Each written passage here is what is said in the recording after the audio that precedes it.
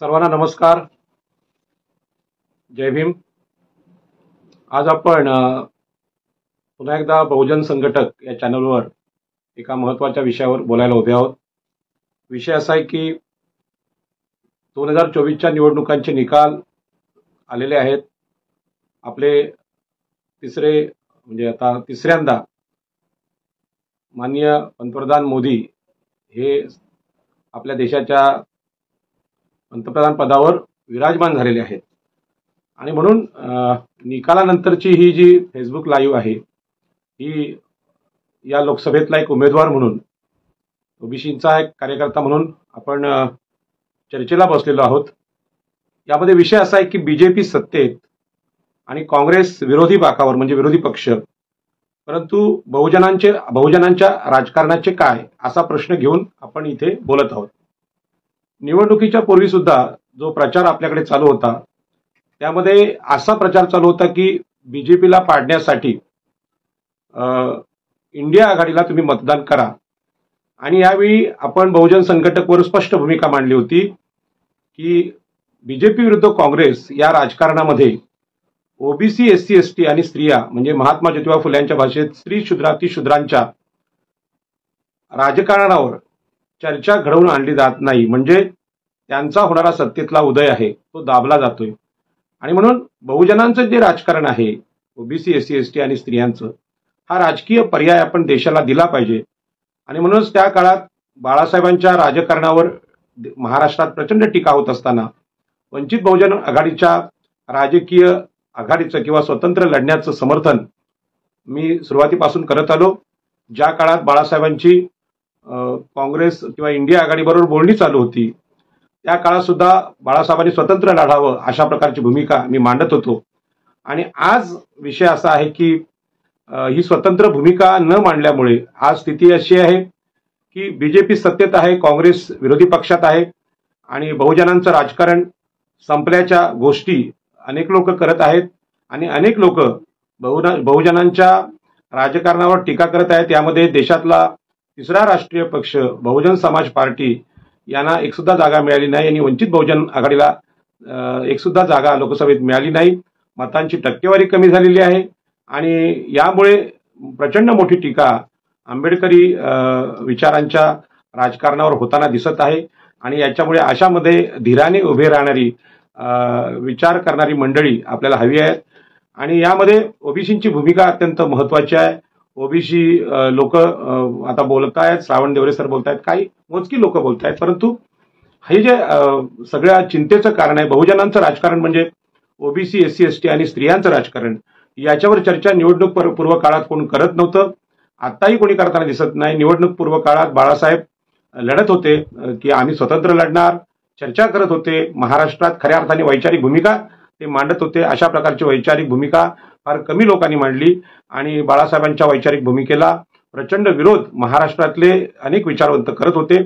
पण आता खरं म्हणजे ही जी टीका होते बहुजन समाज पार्टी आणि बाळासाहेबांच्या राजकारणावर, ही टीका अत्यंत चुकीची आहे. खरं म्हणजे आता आपण समीक्षा याची केली पाहिजे की भाजपा विरुद्ध काँग्रेस या राजकारणामध्ये मागासवर्गीय राजकारणाचा बळी दिला जातोय का, किंवा त्यांचं जे राजकीय भूमिका आहे ती नाकारली जाते का. खरं म्हणजे संविधानवादी भूमिका ही आंबेडकरी लोकांची आहे, ती काही भूमिका काँग्रेसची नव्हती. आणि काँग्रेसची जर ती भूमिका असती तर जेव्हा काँग्रेसची सत्ता होती तेव्हा संविधानाच्या संरक्षणात्मक भूमिका काँग्रेसनी घेतली असती तर भाजपचं सरकार आलंच नसतं. आणि म्हणून ही चर्चा करत असताना मी आपल्या देशातल्या सत्ताकारणाचा परिचय आपल्याला थोडक्यात करून देतो. स्वातंत्र्यानंतर जन्म झालेल्यापैकी आपण आहोत, त्यामुळे आपण फक्त मागच्या काळाचा अंदाज बांधू शकतो. शब्द न शब्द खरं सत्तेचं कारण काय होतं ते कदाचित माझ्याकडून सांगितलं जाऊ शकत नाही, कारण मी साधारणपणे 72च्या नंतरचा जन्म घेतलेला एक भारतीय नागरिक आहे. आणि म्हणूनच आपल्याला माहित आहे की स्वातंत्र्य आपल्या देशाला मिळाल्यानंतर काँग्रेसनी जी स्वातंत्र्य चळवळ काँग्रेसमधल्या अनेक नेत्यांनी केली, महात्मा गांधी असतील, पंडित जवाहरलाल नेहरू असतील, सरदार वल्लभभाई पटेल असतील, मौलाना अब्दुल कमाल आझाद, सुभाषचंद्र बोस, असे अनेक क्रांतिकारक किंवा स्वातंत्र्य चळवळीत भाग घेतलेले लोक होते. त्याच्यामुळे काँग्रेसला सत्ता मिळाली. आणि मी मुद्दामही सांगतोय की शेवटी हा देश आहे, हा चळवळीतल्या किंवा संघर्ष करणाऱ्या लोकांना स्वीकारतो आणि म्हणून काँग्रेसला देशाची सत्ता मिळाली. परंतु ही सत्ता मिळाल्यानंतर पहिले पंतप्रधान पंडित जवाहरलाल नेहरू त्यांनी जे काम केलं ते काम खरोखर अतिशय उत्तम काम होतं. त्यांनी मंदिरांपेक्षा धरणाला महत्व दिलं आणि जो प्रबोधनाचा जी चळवळ होती त्या प्रबोधनातून किंवा भारतीय संविधानाच्या माध्यमातून आपल्या देशाला एक विचारधारा मिळाली होती. त्या विचारधारेचं अनुसरण करण्याचं काम पंडित जवाहरलाल नेहरू यांनी केलं. पण काळ जसा बदलत गेला तसा काँग्रेसची जी प्रत्यक्ष सत्ता करण्याची जी विचारधारा आहे ती बदलत गेली आणि काँग्रेस सुद्धा या देशातले जे ब्राह्मण क्षत्रिय वैश्य होते त्यांच्या सरंजामीपणाकडे झुकत गेली आणि या प्रकारामुळे लोकांना न्याय देणारे जे म्हणजे मागासवर्गीय जनतेला या देशातल्या ओबीसी एससी एसटी स्त्रिया यांचं शोषण जे मनुस्मृतीने केलं होतं, मनुवाद्यांनी केलं होतं, त्याला न्याय देण्याचं काम डॉक्टर बाबासाहेब आंबेडकरांच्या संविधानाने केलं होतं. त्याचा विसर काँग्रेसला पडत गेला आणि या सरंजामी झालेल्या आळसावलेल्या मस्तवाल काँग्रेसी जनांचा पराभव करणं हे भाजपाला सहज शक्य झालं आणि भाजपाने याच काळात धार्मिक ध्रुवीकरणाचं राजकारण केलं आणि आपल्याला माहिती आहे 2014 पासून खऱ्या अर्थानं म्हणजे अगोदर सुद्धा अटल बिहारी वाजपेयी पंतप्रधान झाले पण ते एवढे दाहक नव्हते जेवढे मोदी आहेत आणि मोदींनी ही सत्ता 2014 नंतर खऱ्या अर्थाने आपल्या हाती घेतली आणि ज्यासाठी आपल्या महापुरुषांनी आपल्याकडे संघर्ष केला होता म्हणजे भारताचं स्वातंत्र्य युद्ध म्हणजे इंग्रजांना बाहेरून हाकलणारं युद्ध किंवा भारताची स्वातंत्र्य चळवळ म्हणजे इंग्रजांना परक्या इंग्रजांना देशाबाहेर घालवणं असंच स्वातंत्र्य चळवळ नव्हती. तर ती स्वातंत्र्य चळवळ खरं म्हणजे मनुस्मृतीची जी गुलामी होती ती गुलामी जुगारून स्वातंत्र्य, समता, बंधुता, न्याय या तत्वांचं संविधान आपल्या देशाला देणारी जी चळवळ आहे ती स्वातंत्र्यपूर्व काळापासून आपल्या देशात चालू होती. यामध्ये आपल्याला माहिती आहे की देशाने फार मोठा संघर्ष देशांतर्गत सत्ता करण्याचा किंवा देशांतर्गत शोषणाचा मोठा संघर्ष अनुभवला आहे.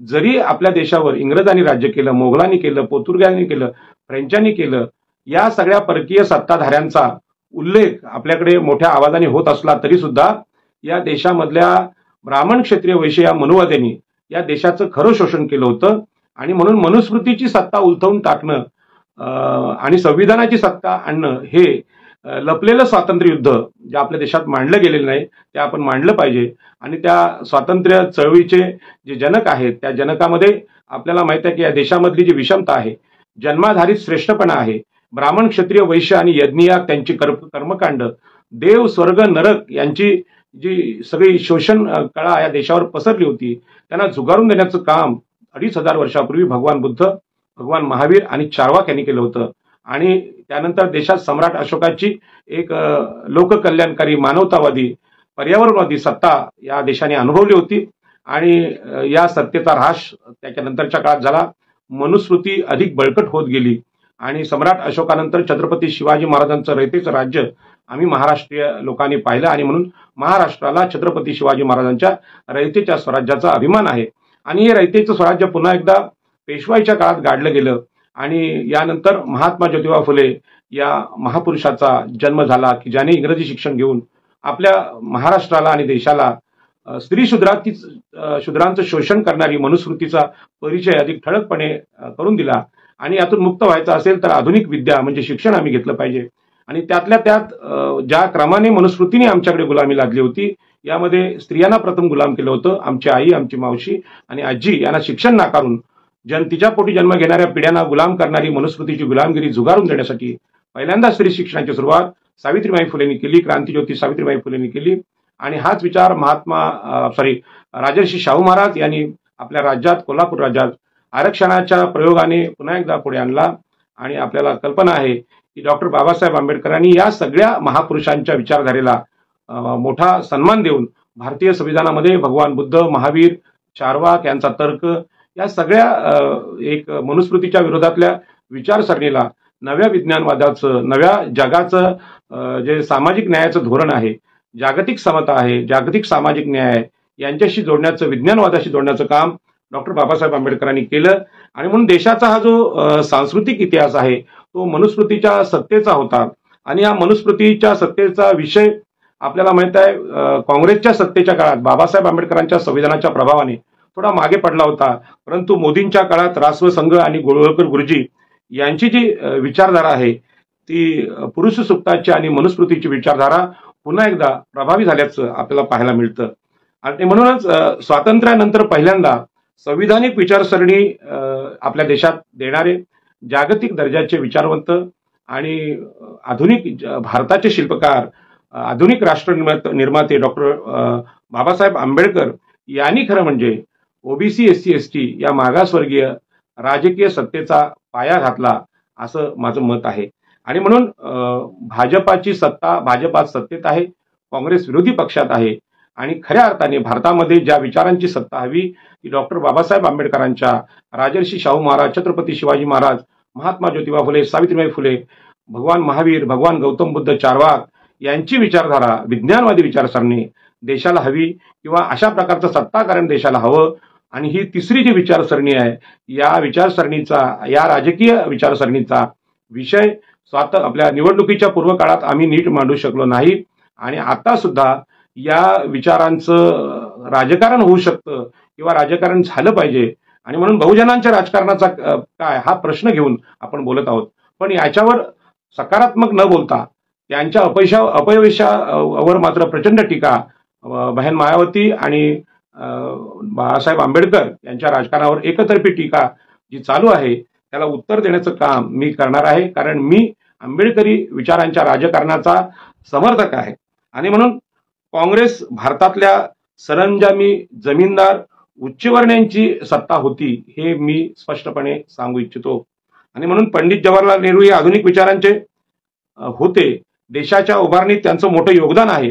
परंतु पंडित जवाहरलाल नेहरू नंतर जी काँग्रेसची सरकार आली ती अधिकाधिक सरंजामी होत गेली आणि मग या देशामध्ये भूमिहीनांना जमिनी देणारा कुळ कायदा असेल, पाणी हक्काचं धोरण असेल, उद्योगांमध्ये वाटा देणं असेल किंवा आरक्षणाचा विषय असेल, हा मागे पडत पडत गेला आणि हळूहळू काँग्रेस ही मनुस्मृतीकडे गेली आणि मनुस्मृतीमय काँग्रेसचा प्रत्यक्ष स्वरूप हे भाजपाच्या रूपानं आपल्या समोर आलं. आज भाजपामध्ये काँग्रेस विलीन झाल्याचं बोललं जात आहे ते खरं आहे. त्याच्यामुळे या दोघांमध्ये फारसा फरक नाही हे पण मी सांगू इच्छितो. आणि म्हणून या निवडणुकीच्या काळामध्ये जी कविता फार गाजते ती पुन्हा एकदा मी त्याचा उल्लेख करतो की चाय बेचने वाला सारा भारत बेच रहा है. नेहरू, सरदार वल्लभभाई पटेल, नंतर डॉक्टर बाबासाहेब आंबेडकर यांनी ज्या पद्धतीने भारतातली संस्थानं खालसा केली, तिथल्या राजवाड्यांना राज्य खालसा करायला लावली आणि सार्वजनिक मालमत्ता आहे, उद्योग आहेत, विमानतळ आहेत, बंदरं आहेत आणि मोठमोठे उद्योग आहेत. हे उद्योग सार्वजनिक मालमत्ता म्हणून देशाची सत्ता म्हणून पुढे आणले आणि या सार्वजनिक उद्योगांमध्येच आरक्षणाची अंमलबजावणी झाली आणि या देशाला एक मागासवर्गीयांमधला चांगला मध्यम वर्ग मिळाला. आणि म्हणून हा जो मध्यम वर्ग आहे या मध्यम वर्गाला संपवण्यासाठी हे सार्वजनिक उद्योग अदानी, अंबानी, रिलायन्स सगळ्या ह्या उद्योगपतींना विकण्याचं काम नरेंद्र मोदींनी सुरू केलं आणि संविधानाच्या पदार्पणानंतर जो देश आम्ही निर्माण केला होता, अत्यंत कष्टाने निर्माण केला होता, ते विकण्याचं काम हा मोदींचा चेहरा करू पाहतोय. आणि म्हणून अर्थात दोघांनी संविधान समर्थक आंबेडकरी विचारधारा नाकारण्याचं काम आपल्या देशात केलेलं दिसतंय. आणि म्हणूनच या देशामध्ये आता चर्चा याची झाली पाहिजे की या देशामध्ये भाजप आणि काँग्रेस या सत्ता आहेत, दोन्ही सत्ताधारी पक्ष आहेत. हे खरं म्हणजे या देशातले ब्राह्मण, क्षत्रिय, वैश्य यांच्या महायुतीचे पक्ष आहेत. आणि म्हणून या देशातला एससी, या देशातला एसटी, या देशातला अल्पसंख्याक, या देशातल्या स्त्रिया आणि या देशातले ओबीसी यांचा सत्तेतला चेहरा पुढे आणण्याचं काम आम्ही केलं पाहिजे, हा आजच्या चर्चेचा विषय आहे. आणि म्हणून राम मंदिराच्या आंदोलनाच्या माध्यमातून देशाला पुराणांकडे, पुरुषसुप्ताकडे आणि मनुस्मृतीकडे नेण्याचं काम भाजपा आणि संघ परिवाराने केलं. आणि म्हणून मनुष्य समर्थक आंदोलनं जी होती ती एकतर काँग्रेसला संपवणारी होती आणि दुसरीकडे संविधानाच्या विचारधारेतून जो नवा विचार आपल्या देशात जन्म घेत होता, आंबेडकरी आंदोलनं पुढे येत होती, त्यानं सुद्धा संपवण्याचं काम या भाजपाने केलेलं आहे. आणि म्हणून काँग्रेस आंबेडकरी विचारांना जर प्रोत्साहन देऊ शकली असती तर खरं म्हणजे संविधान बचावाची वेळ काँग्रेसवर आज आली नसती. खरं म्हणजे संविधान वाचवणं हे आंदोलनच मुळात आंबेडकरी लोकांचं होतं. ते आंदोलन आपल्याकडे हायजॅक काँग्रेसने केल्याचं पाहायला मिळतं. आणि म्हणून मोदींनी धार्मिक ध्रुवीकरण करून सत्ता ताब्यात घेईपर्यंत देशातील 85% ओबीसी, एससी, एसटी या वर्गाला त्यांनी पुढे आणण्याचं टाळलेलं आहे, काँग्रेसने टाळलेलं आहे. आणि म्हणून या सगळ्या संविधान धोक्यात आल्याच्या ज्या चर्चा आहेत त्यामध्ये भाजपा इतकीच काँग्रेस सुद्धा जबाबदार आहे असं माझं म्हणणं आहे. आणि म्हणून या सगळ्या प्रकारामध्ये स्वातंत्र्यानंतर आंबेडकरी चळवळ बाबासाहेबांच्या नंतर एकाकीपणे लढलेली आहे. आणि म्हणून त्या लढवय्या लोकांचं ज्यांनी बलिदान या आंबेडकरी विचारधारेसाठी दिलं त्या सगळ्यांना मी मानाचा जयभीम करतो.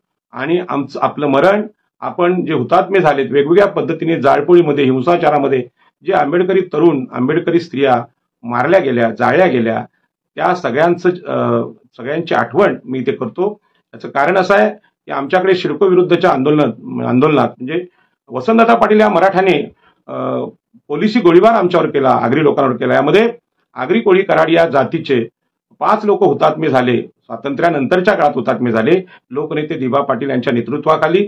हे सगळे बळी आहेत. हे दिबा पाटील सुद्धा डॉक्टर बाबासाहेब आंबेडकर आणि भगवान बुद्ध यांना मानणारे नेते होते. ही अशा प्रकारच्या अनेक बलिदान अगदी अलीकडेच जयभीम नगर पवईला काल तोडलं. हे सगळे प्रकार मागासवर्गीयांवर अत्याचार करणारे आहेत. भीमा कोरेगाव असेल, जवखेडा असेल, ही अशी अनेक हत्याकांड आपली झाली. या सगळ्या लढलेल्या वीरांचं जे बलिदान आहे हे आंबेडकरी चळवळीसाठी दिलेलं बलिदान आहे. या सगळ्यांच्या आठवणींना मी वंदन करतो. आणि हे करत असताना आंबेडकरी चळवळ ही एकाकी लढली.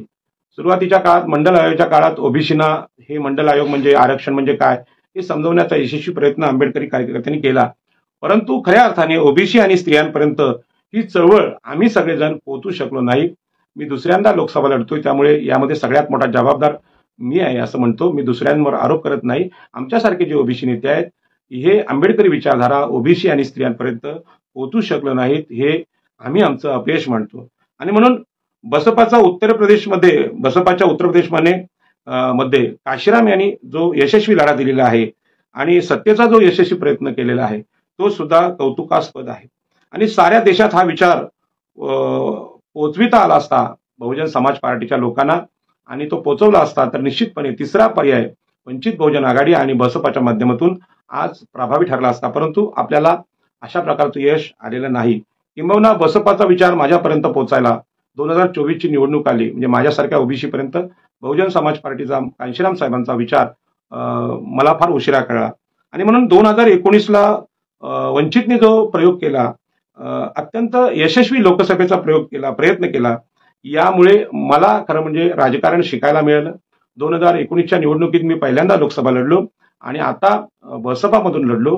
हा सगळा प्रवास आहे. हा एक ओबीसी जे नेते आहेत जे काही मोजके नेते आहेत जे आंबेडकरी पक्षांच्या माध्यमातून निवडणुका लढलेत, बहुजन समाज पार्टीच्या माध्यमातून सुद्धा पूर्वी अनेक लोकांनी निवडणुका लढल्या असतील.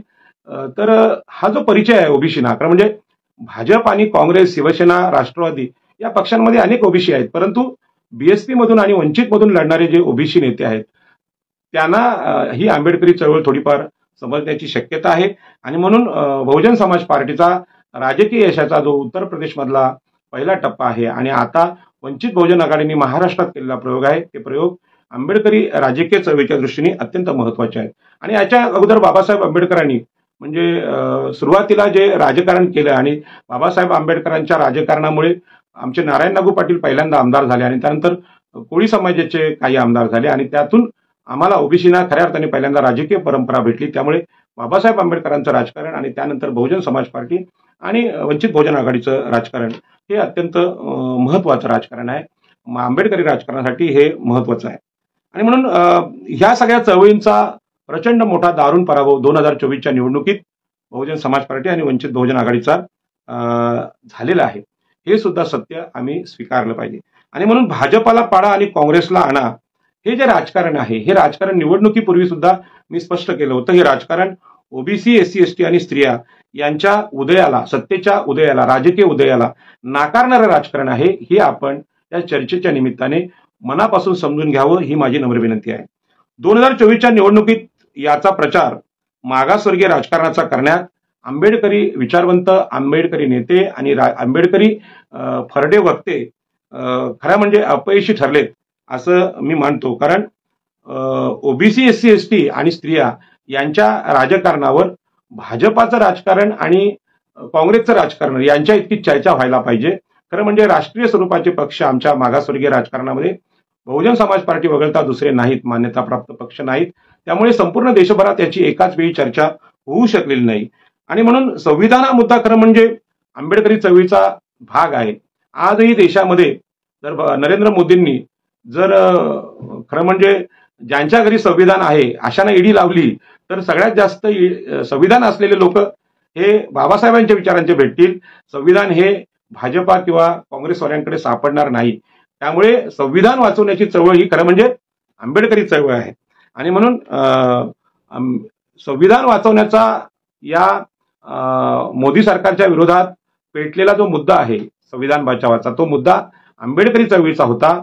परंतु मला वाटतं भाजपा आणि इंडिया आघाडीने संगनमत करून एकमेकांच्या विरोधात आवाज उठवून तिसरा पर्याय जो ओबीसी एससी एसटी यांच्या राजकीय सत्तेचा बाजूला करण्यात यश मिळवलेलं आहे. आणि म्हणून इंडिया आघाडीने जो हस्तगत केलेला हायजॅक केलेला जो मुद्दा आहे संविधानाचा, तो मुद्दा आपल्या हातातून का गेला याची सुद्धा चिकित्सा किंवा आत्मचिंतन आम्ही सगळ्यांनी केलं पाहिजे.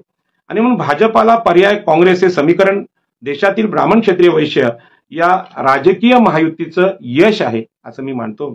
आणि म्हणून या राजकीय महायुतीनं आज देशाच्या सत्तेच्या पक्षात आणि विरोधी पक्ष म्हणून सत्तेच्या पक्षात भाजप आहे आणि विरोधी पक्षात काँग्रेस आहे. त्याच्यामुळे अनेक लोकांना असं वाटतं की बाबा भारतीय जनतेचा ह्यात विजय झालाय. म्हणजे आता काही लोक विश्लेषण करतात की मोदींचा खरं म्हणजे पराभव झालेला आहे, मोदींना 400 पार जागा घेता आल्या नाहीत आणि म्हणून मोदींचा पराभव आहे. पण मोदींचा पराभव नाही, मोदींची सत्ता भारतात आली आहे. त्यांचा उद्देश हा सत्ता घेणं हा होता. संविधान संपवून देशात हुकुमशाही येणार, 400 पारच्या घोषणेने भाजपाच्या विरुद्ध हा प्रचार केला गेला. आणि भाजपाने जी कामं केली, नोटबंदी असेल किंवा कोरोनाच्या काळात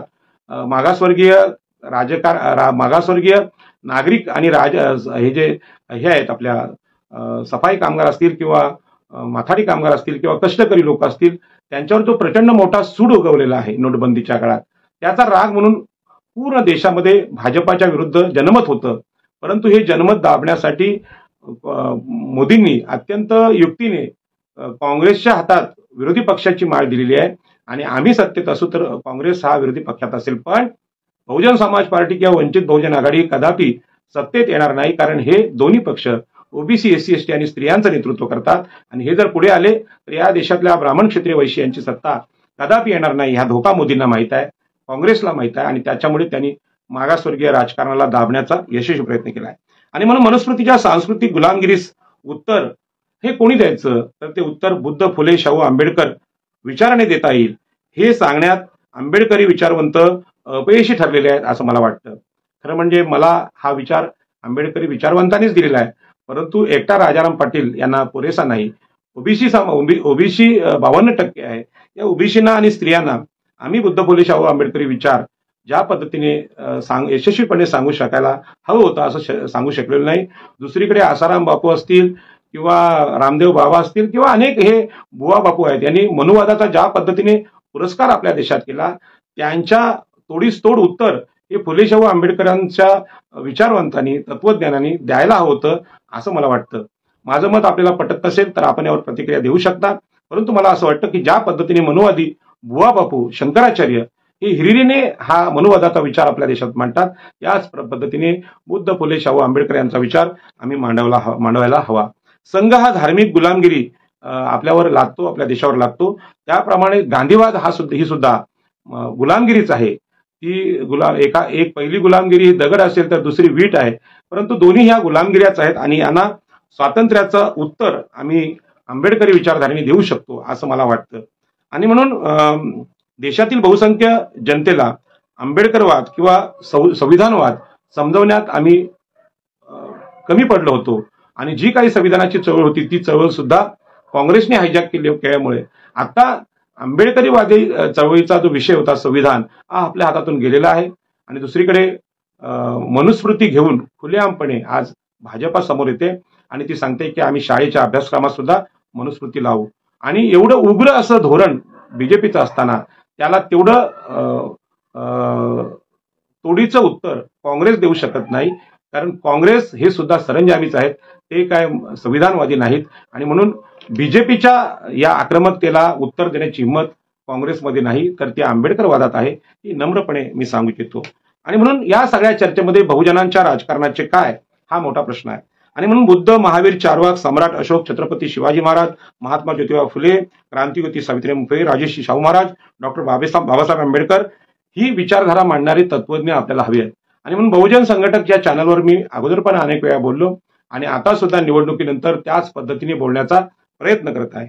आणि म्हणून आपल्या लोकांना अजूनही गैरसमज आहे. मी सुद्धा आता बहुजन समाज पार्टीच्या प्रचारामध्ये निवडणुकीचा फॉर्म भरण्यापासून निवडणूक होईपर्यंत काम केलं, परंतु या सगळ्या प्रकारामध्ये वंचित बहुजन आघाडी ही मीडियाचा चांगला उपयोग करते किंवा त्यांचा स्वतंत्र मीडिया विकसित करण्यात यशस्वी झालेली आहे. परंतु बहुजन समाज पार्टीच्या कार्यकर्त्यांना अजूनही आपला मीडिया उभा करावा किंवा आपल्यातले काही मोबाईल घेऊन आपण ह्या बातम्या प्रसारित कराव्यात, आपल्या पेपरला बातम्या लागल्या पाहिजेत.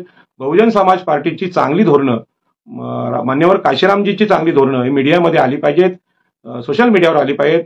असं बहुजन समाज पार्टीच्या लोकांना कमी वाटतं असा मला अनुभव आला आणि ही चूक बहुजन समाज पार्टीच्या कार्यकर्त्यांनी सुधारायला हवी. कारण ज्या पद्धतीने मीडियाचा वापर नरेंद्र मोदींनी केला आणि आपल्यावर पुन्हा एकदा गुलामगिरी लादली, तिसऱ्यांदा ते पंतप्रधान झालेले आहेत, त्यामध्ये मीडियाचा वाटा मोठा आहे. खास करून जे अगोदरचे सर्वे आलेले आहेत, मीडिया सर्वे आलेत आणि त्यामध्ये मोदी हे 400 पार जातील अशा प्रकारचे संकेत दिले गेले, ते मतदारांचं मन वळवण्यामध्ये यशस्वी झाले आणि यामध्ये तोडीस तोड असं उत्तर बहुजन समाज पार्टी राष्ट्रीय पक्ष म्हणून देऊ शकली असती, परंतु असं झालेलं नाही. आणि म्हणून मीडिया आपला हवा आणि आपले संघटक सुद्धा हवेत. ज्या पद्धतीचे पूर्णवेळी कार्यकर्ते राष्ट्रीय स्वयंसेवक संघाकडे आहेत, सुरुवातीच्या काळामध्ये काँग्रेसकडे ते होते, पण अशा प्रकारचं संघटन आमच्याकडे सुद्धा हवं हे मी नम्रपणे सांगू इच्छितो.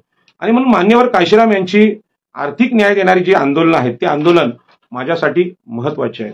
याचं कारण सांगतो की आपल्या मागासवर्गीयांच्या पराभवामध्ये सगळ्यात मोठा वाटा जो आहे तो आर्थिक विषमतेचा आहे. माझ्यावरून मी सांगतो की माझ्यासारख्या लोकसभेच्या उमेदवाराकडे जेवढे पैसे पहिल्या 2 उमेदवारांकडे आहेत, म्हणजे मी ज्या लोकसभेत उभा होतो मावळ लोकसभेमध्ये उरण पनवेल मावळ यामध्ये श्रीरंग बारणे हे एकनाथ शिंदे गटाचे उमेदवार होते. त्यांची कायदेशीर संपत्ती 250 कोटींची होती, कदाचित ती ऍक्च्युअली 2,500 कोटींची असेल. याच पद्धतीने उभाटा गटाचे उमेदवार वागिरे यांच्याकडे सुद्धा त्याच पटीने संपत्ती होती आणि यांच्या कुठेही न बसणारा उमेदवार मी होतो. त्यामुळे आर्थिक शक्ती आहे ती मागासवर्गीय घटकांकडे, म्हणजे ओबीसीकडे नाही, एससीकडे नाही, एसटीकडे नाही. त्यामुळे सुद्धा आपला पराभव होतो. आणि म्हणूनच मी या सगळ्या चर्चेमध्ये नेहमीच बोलत असतो ते स्वातंत्र्यपूर्व काळात डॉक्टर बाबासाहेब आंबेडकरांनी, नारायण नागू पाटील यांनी जे आंदोलन केलं होतं ते आंदोलन कुळ कायद्याचं, म्हणजे आपल्या देशातल्या भूमिहीन लोकांना जमिनी देण्याचं आंदोलन होतं. आणि या जमिनींच्या आंदोलनातून आज माझ्याकडे 1 एकर जमीन आहे आणि दुसरीकडे तुम्हाला माहित आहे की दोन्ही उमेदवार माझ्या मतदारसंघातले, मी देशाचा विचार नाही करत, पण या दोन्ही उमेदवारांकडे म्हणजे मराठा समाजाकडे आज महाराष्ट्राची 60% जमीन आहे, 60% पाणी आहे आणि कदाचित जंगल सुद्धा 60% असतील. याच पद्धतीनं जमीन, पाणी, जंगल ही राष्ट्रीय संपत्ती आमच्या वाट्याला आली पाहिजे, ओबीसी, एससी, एसटी आणि स्त्रियांच्या वाट्याला आली पाहिजे. अशा प्रकारचे आंदोलन स्वातंत्र्यपूर्व काळात बाबासाहेब आंबेडकरांनी केली आणि स्वातंत्र्यानंतर आपल्याला माहित आहे मान्यवर कांशीरामनी आंदोलनं केली. जोपर्यंत ही आर्थिक समतेची, आर्थिक न्यायाची आंदोलन होत नाही तोपर्यंत देशाची लोकशाही यशस्वी होणार नाही, हे मत डॉक्टर बाबासाहेब आंबेडकरांचं पण होतं आणि मान्यवर काशीरामजींचं होतं. मी त्यांच्या इतका मोठा नाही, पण माझं हे स्पष्ट मत आहे. म्हणून वंचितच्या निवडणुकीच्या 5 वर्ष अगोदर माझी सगळी जमिनींची, घरांची आंदोलनं चालू असतात, मच्छीमारांची आंदोलनं चालू होती, आताही माझी आंदोलनं चालू आहेत. निवडणूक झाल्यानंतर लगेच मी आंदोलनाला सुरुवात केली, कारण गरिबीचा अनुभव हा सगळ्या ओबीसींचा तर आहेच आहे, सगळ्या एससी एसटीचा पण आहे आणि माझा स्वतःचा व्यक्तिगत सुद्धा आहे. आणि म्हणून आजही आरक्षणासह उद्योग, जमिनी, घरे यांची आंदोलनं आम्ही चालवली पाहिजे. निवडणुका 5 वर्षातून एकदा येतात, पण त्या 5 वर्षाच्या निवडणुकीची जी पूर्वतयारी आहे ती आमचे उमेदवार, आमचे मतदार यांच्याकडे सत्ता म्हणजे ही की बाबा जमिनीची, पाण्याची, आरक्षणाची, शिक्षणाची सत्ता जी आहे, जंगलाची सत्ता आहे, ती नसेल तर या उच्चवर्णीय सरंजामी भांडवलदार जमीनदार लोकांच्या समोर आम्ही टिकू शकणार नाही. भाजपच्या भटजी लोकांकडे तर मंदिरांची सत्ता आहे आणि मंदिरांमधलं सोनं आणि मंदिरांमधला पैसा एवढा अमाप आहे, रोज बँकेत जमा होत नाही एवढा पैसा मंदिरात जमा होतो. आणि हा पैसा टाकण्यामध्ये आमचे ओबीसी बांधव जास्त आहेत आणि हा पैसा त्यांचा बँकेत जमा न होता या धर्माच्या बँकेत जमा होतो आणि हा धार्मिक पैसा भाजपा आज निवडणुकीमध्ये त्यांच्या व्यवसायामध्ये वापरते आणि पुन्हा पुन्हा आमच्यावर गुलामगिरी लादते. म्हणून हा व्हिडिओ जर ओबीसी बघत असतील तर तुम्ही माझा जो पराभव या निवडणुकीत झालेला आहे ते रोज तुम्ही मंदिरात टाकणाऱ्या पैशामुळे सुद्धा होतो, हे मी जाहीरपणे सांगतो. या मंदिराच्या पेटीत पैसे टाकणं बंद करा. ज्या पद्धतीने बौद्ध बांधवांनी हा पैसा शिक्षणाकडे वळवला, तसा पैसा ओबीसीनी आपल्या मुलींच्या आणि मुलांच्या शिक्षणाकडे वळवावा. तुमची मुलं शिकली तर निश्चितपणे माझ्यासारख्या आंबेडकरवादी राजकारण करणाऱ्या उमेदवाराला ते समजून घेऊ शकतील असं मला वाटतं.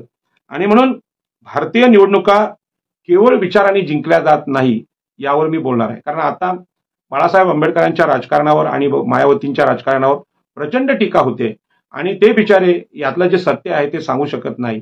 कारण या देशामध्ये स्वतःला गरीब घोषित करणं, जसं मागासवर्गीय घोषित करणं कुणालाही आवडत नाही. जसं अनेक मागासवर्गीय म्हणजे ओबीसी सुद्धा आम्ही मागास नाही, आम्ही हिंदू आहोत, गर्वशे कौम हिंदू आहे असं सांगतात. कारण मागासवर्गीय असण्याची लाज या देशातल्या ब्राह्मण क्षत्रिय वैश्यांनी मागासवर्गीयांच्या मनात निर्माण केली आणि मागासवर्गीय हेच गरीब आहेत आणि त्यामुळे गरिबीची लाज सुद्धा अनेकांच्या मनात या उच्चवर्णीय लोकांनी निर्माण केली आणि श्रीमंतीचा अहंकार ब्राह्मण क्षत्रिय वैश्य यांनी देशात उभा केला आणि या अहंकाराचं अनुकरण ओबीसी बांधव करताना दिसत आहेत आणि ही अत्यंत धोक्याची घंटा आहे. आणि म्हणून भारतीय निवडणुका केवळ विचारांनी जिंकल्या जात नाहीत. तर मी तुम्हाला सांगतो अनुभव की बाळासाहेब आंबेडकर आणि मायावती किंवा कांशीराम यांच्या मनातलं जे दुःख आहे ते कुठलाही मागासवर्गीय बांधव बोलताना दिसत नाही. कारण जो निवडणुका लढेल त्यालाच हे दुःख कळेल. 2019च्या निवडणुकीमध्ये बाळासाहेब आंबेडकरांनी मला तिकीट दिलं एवढीच गोष्ट नाही, तर ती पूर्ण निवडणूक लढण्यासाठी बाळासाहेब आंबेडकरांनी मला आर्थिक बळ सुद्धा दिलं होतं. आता बरेच जण बाळासाहेब आंबेडकरांच्या राजकारणाची चर्चा करताना सांगतात, मला सगळ्यांचेच फोन आहेत, मी जिथे जातो तिथे ते सांगतात. कारण मला अजूनही सगळेजण वंचित वालाच समजतात. फार कमी लोकांना माहित आहे की मी बहुजन समाज पार्टीतून निवडणूक लढलोय. मला वंचितचा नेता समजतात. त्यामुळे ते बाळासाहेबांच्यावरची जी टीका आहे ती मला ऐकवतात आणि ती टीका अशी करतात की बाळासाहेबांनी 4 जागा किंवा 5 जागा जर काँग्रेसकडून घेतल्या असत्या तर काय झालं असतं. परंतु हे सत्य आहे, भाजपा तर आपल्याला जागा देणार नाही किंवा राजकीय सहभागी करून घेणार नाही मागासवर्गीयांना, आणि घेतलं तर ते त्यांचे गुलाम करून टाकतील आणि स्वाभिमानी माणूस आंबेडकरी माणूस भाजपाच्या राजकारणात कधीही सहभागी होणार नाही. एखादा मान्य खासदार किंवा मंत्री महोदय रामदास आठवलेंसारखा माणूस असतो तो असं हे करू शकतो, परंतु जे आंबेडकरवादी किंवा मनुस्मृतीचे विरोधक आहेत ते थेटपणे बीजेपीमध्ये जाणार नाहीत. आता राहिला प्रश्न काँग्रेसचा. काँग्रेसमध्ये जायचं असेल किंवा काँग्रेस सोबत जायचं असेल तर काँग्रेस तुम्हाला तिकीट देईल, परंतु भाजपला आणि काँग्रेसला हे पूर्ण माहिती आहे की 100 जरी तिकीटं काँग्रेसने दिली ओबीसी एससी एसटी यांना तरी ते निवडून येणार नाहीत. कारण का, निवडणुकीसाठी जो निवडणूक निधी लागतो तो निवडणूक आयोगाने जरी 93-94 लाखाचा सांगितला असेल तेवढे पैसे तर कोणाकडे नसतात. म्हणजे माझ्या अकाउंटला तर अगदी अत्यंत कमी रक्कम म्हणजे नगण्य रक्कम होती, म्हणजे साधारणपणे 20 लाख सुद्धा नव्हते. ही वस्तुस्थिती आहे. आणि 93 लाख मी कुठून खर्च करणार किंवा कुठलाही ओबीसी एससी एसटी उमेदवार 93 लाख सुद्धा खर्च करू शकत नाही. आणि खऱ्या अर्थाने निवडणुकीचा किमान खर्च हा 100 कोटी आहे कुठल्या खासदारकीचा. कारण मी सांगतो, मी प्रामाणिकपणे निवडणूक लढलो, माझ्याकडे पैसे नव्हते, अचानकपणे वंचितने तिकीट नाकारलं, पण माझा अट्टहास होता मी एकतर अपक्ष म्हणून लढेन किंवा कुठल्या तरी आंबेडकरवादी पक्षातून लढेन. आणि अशावेळी बहुजन समाज पार्टीच्या कार्यकारिणीला मी आवाहन केलं आणि मी आंबेडकरवादी असल्यामुळे मला बीएसपी मधून लढायचं आहे आणि त्यांच्याकडून तिकीट मागितलं, परंतु त्यांनी निवडणूक निधी मागितला. वंचितने असा निवडणूक निधी मागितला नव्हता. किंबहुना बाळासाहेब आंबेडकरांनी 2019च्या लोकसभेत सगळ्यात जास्त मदत मला केली होती, कोणाला नव्हती केली एवढी मदत केली होती. त्यामुळे कोणाचा गैरसमज असेल की राजाराम पाटील हे श्रीमंत ओबीसी आहेत म्हणून निवडणूक लढले, अजिबात नाही. श्रीमंत ओबीसी हे आंबेडकरवादी विचारधारेकडे येतील असं मला वाटत नाही. आम्ही जे चळवळीतून आलेलो आहोत, अत्यंत गरीब आहोत, ते बाबासाहेबांच्या विचारांकडे आहोत आणि मला मागच्या निवडणुकीत वंचितनी खूप मोठी मदत केली होती. परंतु तिकीट मात्र आता बसपाने दिलं, हे सुद्धा माझ्यावर खूप मोठे उपकार आहेत असं मी मानतो. कारण मी तत्वांना जागण्यासाठी मला बहुजन समाज पार्टीचं तिकीट हा अभिमानाचा विषय आहे आणि तो त्यांनी मला मिळवून दिलेला आहे. आणि म्हणून भारतीय निवडणुका हे केवळ विचारांवर लढल्या जात नाही, तर त्यामध्ये समजा 1% जर विचार असेल तर 99% पैशाचा विषय आहे. आणि म्हणून मी माझ्या निवडणुकीतला अनुभव सांगतो की मला 14,000 जे मतदान झालंय ते अत्यंत प्रामाणिक संविधाननिष्ठ लोकांनी केलेलं मला मतदान आहे. त्यांना 1 रुपया मी दिलेला नाही आणि म्हणून ते 14,000 मतदान हे अत्यंत महत्वाचं, म्हणजे शुद्ध स्वरूपाचं जे राजकारण आहे ते हे राजकारण आहे. ते 14,000 मतदान आहे. मग श्रीरंग बारणे हे जे जिंकून आलेत ते काय मोदींच्या विचाराने जिंकून आलेत? मोदींचा जर विचार आहे, हा विचार हा देशाला फसवणारा, देशाला विकणारा विचार होता. मग असं असताना एवढी मोठं मतदान हे श्रीरंग बारणे किंवा मोदींच्या लोकांनी घेतलं, हे कशाच्या आधारावर? तर ते मतदान मतदान 2,000, 3,000, 5,000 आणि 500 रुपयाच्या मूल्यानं खरेदी केलेलं मतदान आहे. आणि म्हणून ह्या निवडणुकीनंतर जी टीका बाळासाहेबांवर होते किंवा मायावतींवर होते, त्यामध्ये हे लक्षात घेतलं पाहिजे हे दोन्ही मागासवर्गीय नेते आहेत. यांच्याकडे प्रति उमेदवार मतदान खरेदी करण्यासाठी 100 कोटी रुपये नाहीत. 100 कोटी हे कमीत कमी आकडा आहे. एका मतदारामागं कमीत कमी 500 कोटी रुपये खर्च आल्याची शक्यता आहे. मागच्या निवडणुकीमध्ये हा खर्च पराभूत उमेदवाराचा होता, हे मी तुम्हाला खात्रीने सांगतो. आणि यानंतर राजकीय पक्ष म्हणून मोदींनी जो जाहीर प्रचार सोशल मीडियावर केलाय, कुठलाही युट्यूबचं क्लिप काढली की मोदींची जाहिरात, भाजपाची जाहिरात त्याला होती. आणि रस्त्याला मोठमोठे फ्लॅग्स आणि प्रत्येक वेगळी प्रचार यंत्रणा ही मोदींची होती. आणि यावरून तुम्हाला लक्षात आलं असेल की आताची जी लोकशाही आहे, जगातली सगळ्यात मोठी लोकशाही भारताची असली तरी ही लोकशाही नाही, तर आर्थिक गुलामगिरीच्या माध्यमातून इथल्या 85% मागासवर्गीयाला सातत्यपूर्ण गुलामीत ढकलण्याचा हा प्रयोग आहे. त्याला लोकशाही कसं म्हणता येईल? तरी सुद्धा आपण जगाच्या लाजेस्तव आम्ही लोकशाहीवादी आहे असं म्हणतो, परंतु आम्ही ही लोकशाही ही खरेदी केलेली लोकशाही आहे, धनदांडग्यांची लोकशाही आहे. त्यामुळे मोदींच्या इलेक्ट्रॉल बॉन्डकडे आपण लक्ष वेधलं पाहिजे. आता हे इलेक्ट्रॉल बॉन्ड म्हणजे काय आहेत? तर त्या उद्योगपतींना ईडी लावून, त्यांना पोलिसांचे समन्स देऊन, न्यायालयांच्या अनेक केसेसमध्ये गुंतवून तुम्ही इलेक्ट्रॉल बॉन्ड खरेदी करा. आणि हे असे हजारो कोटींचे बॉन्ड मोदींनी घेतलेले आहे. ही आधुनिक प्रकारची खंडणी आहे. आणि अशा प्रकारची खंडणी मनुस्मृतीने आपल्या शास्त्रात सांगितलेली आहे. आणि ही प्रचंड मोठी खंडणी मोदींनी घेतलेली आहे. आणि याच्या जीवावर मागासवर्गीयावर गुलामगिरी लादण्याचं काम ह्या निवडणुकीच्या माध्यमातून झालेलं आहे. आणि म्हणून माझ्या सगळ्या मतदार बंधू भगिनींनी तुम्हाला माहीत नसलेली गोष्ट समजून घ्या. तुम्ही जरी पैसे घेतले नसतील तर अनेक गरीब लोकांनी आणि खूप श्रीमंत लोकांनी सुद्धा मोठमोठ्या प्रमाणात पैसे घेतलेले आहेत. हा जो पैसा नरेंद्र मोदींनी ज्या पद्धतीने उभा केलेला आहे त्यामध्ये अनेक विषय आहेत. आपल्याला माहित आहे, परंपरेने मनुस्मृतीनं देवालय आणि मंदिरांची निर्मिती केली, वेगवेगळ्या ट्रस्ट केल्या, याच्यावर भाजपाचा प्रभाव आहे. मंदिरांचा पैसा आहे, मंदिरातलं सोनं आहे, या देशातल्या कष्टकऱ्यांच्या कष्टाचा पैसा होता. याच पद्धतीने उद्योगपतींचे, वेगवेगळ्या कॉन्ट्रॅक्टचे, ठेकेदारांचे, रस्त्याच्या ठेकेदारांचे, नितीन गडकरी स्वतःला स्वच्छ चेहरा म्हणत असतील तरी त्यांचा सुद्धा सिमेंट कंपन्या किंवा स्टील उद्योगातून पैसा जमा करून हा पैसा निवडणुकीसाठी वापरण्यामध्ये मोठा हातखंडा आहे. म्हणूनच त्यांना मोदींच्या मंत्रिमंडळात महत्वाचं स्थान भेटलेलं आहे. हे काय त्यागाचं किंवा स्वच्छतेचं प्रतीक नाही, तर हे वॉशिंग पावडर निर्मा हे जी मोदी कल्चर आहे किंवा भाजपा कल्चर आहे. सगळ्या चोर दरोडेखोर उद्योगपतींना भाजपामधून आणून त्यांचा पैसा काढून घ्यायचा आणि त्यांना पवित्र करायचा, असं जे धोरण आहे ते सुद्धा वंचित बहुजन आघाडीच्या पराभवाचं कारण आहे. ते बहुजन समाज पार्टीच्या पराभवाचं कारण आहे. आणि म्हणून गुलामी लादणारे, मागासवर्गीयांच्यावर गुलामी लादणारे, मतदारांची खरेदी करणारे, असं जे धोरण आहे भारतीय जनता पार्टीचं, ते धोरण या देशामध्ये पुन्हा पुन्हा प्रत्येक निवडणुकीत गुलामगिरी लादते. आणि ही गुलामगिरी ओबीसी, SC, ST यांच्यावर येते. आणि ही गुलामगिरी देशाला धोकादायक आहे. आणि म्हणून मतं खरेदी करण्यासाठी मागासवर्गीय राजकारण्यांकडे पैसा नाही, हे वास्तव आहे.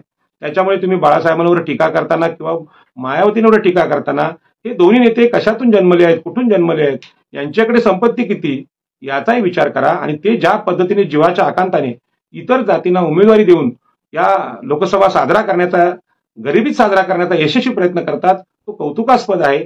त्यांच्या मनाची भावना आम्ही सगळ्यांनी समजून घेतली पाहिजे.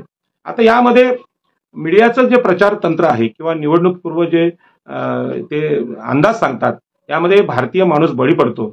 आणि जसा तो दैववादी, स्वर्ग नरक यांच्या अंधश्रद्धांना बळी पडतो, हिंदुत्वाला बळी पडतो, याच पद्धतीनं मीडियाच्या प्रचाराला सुद्धा भारतीय मतदार बळी पडतो. आणि अशा प्रकारचा मीडिया आपल्याकडे नाही.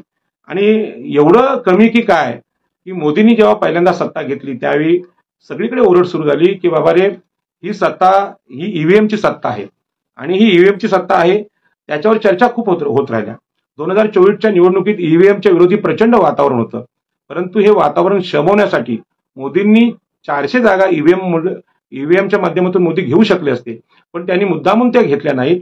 तर काठावरचं यश मिळवलं आणि काँग्रेसला विरोधी पक्ष म्हणून तुल्यबल जागा देण्याचा प्रयत्न केला, जेणेकरून ईव्हीएम ही जी सत्तेची गुरुकिल्ली आहे ही कोणाच्या लक्षात येऊ नये. आणि ही ईव्हीएमची गुरुकिल्ली एका अभ्यासकांनी समोर व्यक्त केलेली आहे आणि ती सुद्धा आपल्याला सांगतो. मग आपल्या लक्षात येईल की ईव्हीएमचा वापर या निवडणुकांमध्ये 2024च्या कसा झाला. भाजपाने 30 सीट अशा जिंकलेल्या आहेत की त्या भाजपाचे उमेदवार आहेत ते फक्त 500 मतांनी इतरांपेक्षा पुढे आहेत. म्हणजे भाजपाचेच उमेदवार 500 मतांनी इतरांपेक्षा 500 मतांनी जिंकून येणं हा चमत्कार नाही, तर हा ईव्हीएमच्या निवेदनाचं यश आहे. आणि आपल्याला कल्पना आहे की 500 मताच्या फरकाने मोदींचे उमेदवार जिंकले. याच पद्धतीने 100 सीट अशा आहेत की 1000 मतांनी मोदींचे उमेदवार जिंकलेत. म्हणजे 130 सीट ह्या ईव्हीएममुळे आलेल्या आहेत, हे वास्तव आहे. आता मोदींना मिळालेल्या सीट म्हणजे भाजपाला मिळालेल्या सीट आणि 130 ह्या आलेल्या सीट यांचं जर वजाबाकी बेरीज केली तर तुम्हाला मोदींचा पराभव झाला हे पूर्णपणे लक्षात येतं. परंतु याच्यावर देशात चर्चा होत नाही. अशोका युनिव्हर्सिटीच्या प्रोफेसर महावदांनी 2019च्या निवडणुकीमध्ये कमी मार्जिननी या लोकसभेच्या सीट भाजपच्या आल्या होत्या त्यावर चर्चा केली होती आणि त्यावेळी त्यांची नोकरी केली होती, हे पण मी आपल्याला सांगू इच्छितो. आणि याच पद्धतीनं आपल्याला माहिती आहे की या ज्या निवडणुकीमध्ये म्हणजे निवडणुकीच्या चौथ्या चरणात 1.7 करोड मतदान वाढीव दाखवलं गेलं. हे मतदान का वाढलेलं आहे त्याचं उत्तर निवडणूक आयोग आपल्याला देऊ शकलेला नाही. आणि म्हणून हे जे सगळे प्रकार आहेत, इलेक्ट्रॉल बॉन्ड असतील, मीडियाचा प्रचार असेल, धार्मिक ध्रुवीकरण असेल आणि हे जे निवडणुकीच्या ईव्हीएम मधली हेराफेरी असेल, या सगळ्याचा परिणाम म्हणून पुन्हा एकदा लोकांच्या मनात प्रचंड राग, नोटबंदीचा राग असेल, कोरोना काळातले अत्याचार असतील, एवढं सगळं असून सुद्धा मोदी निवडून येऊ शकतात हे केवळ अनैसर्गिक म्हणजे हे खरं नाहीये, हे अनैसर्गिक आहे. आणि हा अनैसर्गिक विजय भारतावर लादला जातोय. त्यामुळे देशातल्या लोकशाहीचा अभिमान बाळगण्याचा विषयच येत नाही. आणि म्हणून आपल्याला जर या निवडणुकांमध्ये मागासवर्गीय सत्ता आणायची असेल तर मागासवर्गीयांना सत्ता, संपत्ती, जमीन, जंगल, शिक्षण, पाणी आणि आरक्षण देणारे मुद्दे पुन्हा लावून धरावे लागतील. 5 वर्ष हे आंदोलन आपल्याला करावे लागेल.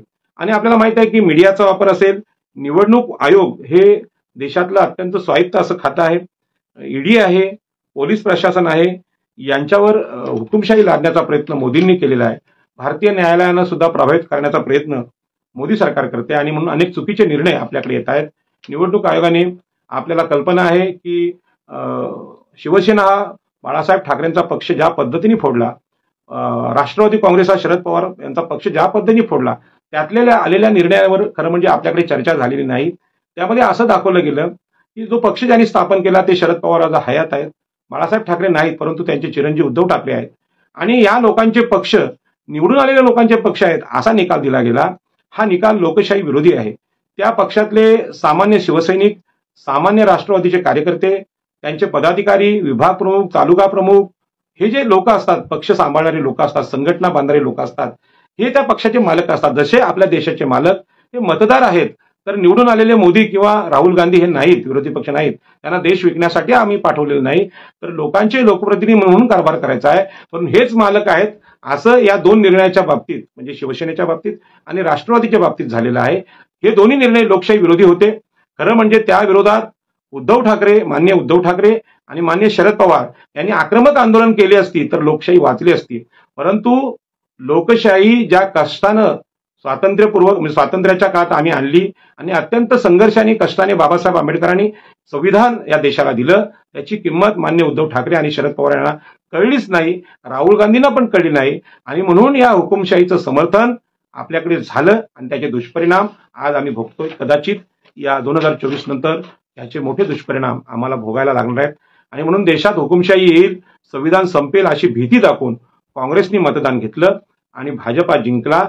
यामध्ये सगळ्यात जास्त धोका हा आम्हा ओबीसी, एससी, एसटी आणि स्त्रियांना होता आणि आता सुरू झालेला आहे. अशा परिस्थितीमध्ये आम्ही आमच्या जमीन हक्काची, पाणी हक्काची, जंगल हक्कांची, राष्ट्रीय संपत्ती, उद्योगातली संपत्ती, उद्योगातला वाटा, आरक्षण याच्यावर लढलं पाहिजे. मला बाळासाहेब आंबेडकरांचा जो संघर्ष आहे त्याच्याविषयी प्रचंड आदर आहे. मायावतींचा संघर्ष आहे याच्याविषयी प्रचंड आदर आहे. आणि मी दुःखाने सांगतो की तुमच्या पाठीमागं म्हणजे ह्या दोन्ही आमच्या नेत्यांच्या पाठीमागं ओबीसी म्हणून ज्या ताकदीने माझ्यासारख्या माणसाला उभं राहायला पाहिजे होतं, एवढी ताकद मी कमावू शकलो नाही. आणि माझी ही जी हार आहे किंवा माझं हे अपयश आहे मी मान्य करतो. आणि म्हणून सामाजिक आंदोलन चालवत असताना लोकांना न्याय देण्याचा मी यशस्वी प्रयत्न केला. दोनच उदाहरण सांगेन की खारघर इथल्या एका आमच्या शेतकऱ्याला एका बिल्डरनी फसवलं होतं. साधारणपणे 120 ते 130 फ्लॅट त्यांचे होते. 50-50चं ॲग्रीमेंट होतं आणि सगळे फ्लॅट बिल्डरनी विकलेले असताना शेवटच्या क्षणी ते माझ्याकडे आले. खारघरमधली घटना आहे आणि शेवटची एक बिल्डिंग उभी होती आणि ती नेटवरून विकली होती बिल्डरनी. परंतु माझ्या लक्षात आलं की करार 50-50चा होता. जमीन शेतकऱ्याची होती आणि अर्धे अर्धे फ्लॅट दोघांनी वाटून घ्यायचे होते. या प्रकरणामध्ये शेतकऱ्याला अज्ञानामुळे फसवलं गेलं होतं आणि म्हणून थोडासा धीर दाखवून, थोडासा हिंमत दाखवून 33 फ्लॅटची एक बिल्डिंग मी एका दिवशी लॉक तोडून ताब्यात घेतली आणि शेतकऱ्यांकडे दिली आणि सांगितलं यामध्ये तुम्ही राहायला जा. शेतकरी राहायला गेले आणि पोलीस स्टेशनचा भयंकर संघर्ष मी केला. मला असं वाटलं की या आंदोलनामध्ये शेतकऱ्याला 33 फ्लॅट आलेले आहेत, तर आम्हाला एखाद्या फ्लॅटची किंमत हे या सगळ्या संघर्षाचं किंवा वर्षभराच्या संघर्षाचं एक मानधन म्हणून आम्हाला मिळेल आणि ते जर 50 लाख त्या व्यवहारात आम्हाला मिळाले असते तर या निवडणुकीमध्ये मला तो खर्च करता आला असता. परंतु शेतकरी कृतज्ञ झाले आणि त्यांनी मला काही मदत केली नाही. ही घडलेली घटना आहे. दुसरी घटना सुद्धा अशीच होती. शेडूग फाट्यावर मुंबई पुणे महामार्गावर एक अतिक्रमणित धाबा होता आणि तो पोलिसांनी आणि बिल्डरांनी जबरदस्तीने तोडला. त्या विषयामध्ये प्रभात पर्व चॅनल आणि मी गेलो आणि त्या अतिक्रमित असलेल्या धाब्याला संघर्ष करून, आंदोलन करून पुनर्वसन देण्याचा यशस्वी प्रयत्न मी केला. त्यामध्ये सुद्धा अंदाजे 1,60,00,000चं गाळा आणि 30 लाखाचं पुनर्वसन पॅकेज असं मी देण्याचा यशस्वी प्रयत्न शेतकऱ्याला केला. त्यावेळी सुद्धा असं वाटलं की 30-40 लाख शेतकरी आमच्या या चळवळीला मदत करतील, परंतु शेतकऱ्यांनी अशी मदत केली नाही. कोकणामध्ये अनेक शेतकऱ्यांना मी न्याय देण्याचा प्रयत्न केला. थोडीफार त्यांनी मदत केली, परंतु लोकसभा लढायला 100 कोटी कमीत कमी लागतात. एवढे पैसे 2019च्या निवडणुकीत किंवा आताच्या 2024च्या निवडणुकीत मी जमा करू शकलो नाही. पण माझ्या आता लक्षात आलं की ओबीसी लोक ज्या पद्धतीनं, कृतज्ञ पद्धतीने या सगळ्या चळवळीकडे पाहतात. मला माहिती आहे बाबासाहेब आंबेडकरांच्या आणि नारायण नगूंच्या चळवळीनं आम्हाला सातबारा दिला आणि आम्हाला जमिनीचं मालक बनवलं. आज जमिनीला प्रचंड भाव आला, कोट्यवधी रुपये आले, परंतु हा पैसा आमच्या राजकीय उत्थानासाठी, शिक्षणाच्या चळवळीसाठी, प्रबोधनासाठी ओबीसीने लावला नाही. आणि वर लिहायला लागले की ही सगळी कृपा सद्गुरूंची कृपा आहे, बाबासाहेबांची कृपा नाही, दिवा पाटलांची कृपा नाही, नारायण नगूंची कृपा नाही. आणि कृतज्ञपणे आमचे ओबीसी बांधव जगायला लागले. त्याच्या तुलनेमध्ये बहीण मायावती, मान्य काशीराम यांनी सायकलवरून चालून लोकवर्गणी काढून एक राजकारण उत्तर प्रदेशमध्ये उभं केलं. याच पद्धतीने बाळासाहेबांनी आपल्या लोकांकडून देणगी जमा करून एक वंचितची पहिली आघाडी उभी केली, आता दुसरी उभी केली. यामध्ये आंबेडकरी चळवळीचं योगदान, कार्यकर्त्यांचं योगदान फार मोठं आहे. अशा प्रकारचं योगदान जर ओबीसीने दिलं तर भारतामध्ये सत्ता आम्ही आणू शकतो. आणि मला असं आता वाटायला लागलं की 2 निवडणुका लढल्यानंतर हा जो समाजकारणातला मवाळपणा आपल्याला सोडून द्यावा लागेल, आपल्याला आक्रमक व्हावं लागेल आणि पैशाची निर्मिती मागासवर्गीयांच्या सत्तेसाठी गरजेची आहे.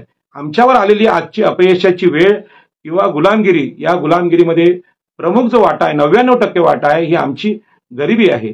आमच्याकडे सत्ता संपत्ती नाही, त्यामुळे मीडिया असेल किंवा बाकीच्या गोष्टी असतील, संघटना असेल, ते आम्ही बांधू शकत नाही. आणि म्हणून आता 2024 नंतर मी माझ्या सार्वजनिक जीवनाची सुरुवात किंवा सामाजिक चळवळीची सुरुवात अत्यंत आक्रमकपणे करणार आहे आणि लोकांना सांगणार आहे की बाबा शेतकऱ्यांनो, तुम्हाला जर 1 रुपया वाटा मिळाला तर त्या 1 रुपयामध्ये 10 पैसे बाबासाहेब आंबेडकरांचे आहेत, त्यामध्ये 5 पैसे नारायण नागू पाटलांचे आहेत, त्यामध्ये 5 पैसे लोकनेते दिवा पाटलांचे आहेत, त्यामध्ये 5 पैसे लोकनेते दत्ता पाटलांचे आहेत आणि या पुढच्या काळात त्यातले 10 पैसे आमच्या मागासवर्गीय राजकारणासाठी आहेत. आणि ते पैसे, ते योगदान जर ओबीसी देऊ शकलं नाही तर आपण आपली गुलामगिरी पुढील 1000 वर्ष दूर करू शकणार नाही.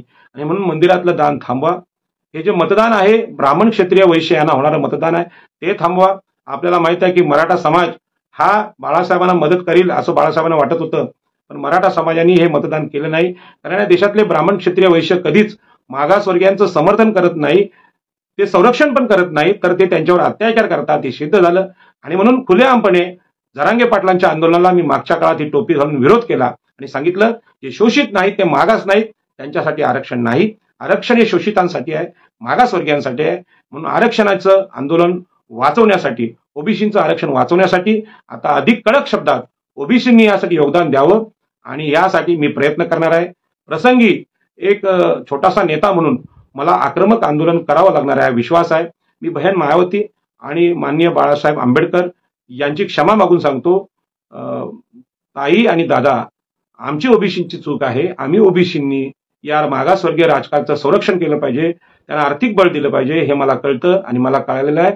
आणि ह्या चुका पुढच्या काळात मी दुरुस्त करेन एवढं मी सांगू इच्छितो. माझा कुणावर राग नाही, पण एवढं सांगतो की मागासवर्गीय राजकारणाची चर्चा आम्ही विचारवंतांनी केली पाहिजे. ती जर मांडलीच नाही आणि केवळ बाळासाहेबांवर टीका, केवळ मायावतींवर टीका हा जर तुमचा विषय असेल तर आपण ज्या फांदीवर बसलेलो आहे ती फांदी आम्ही तोडत आहोत हे लक्षात घ्या.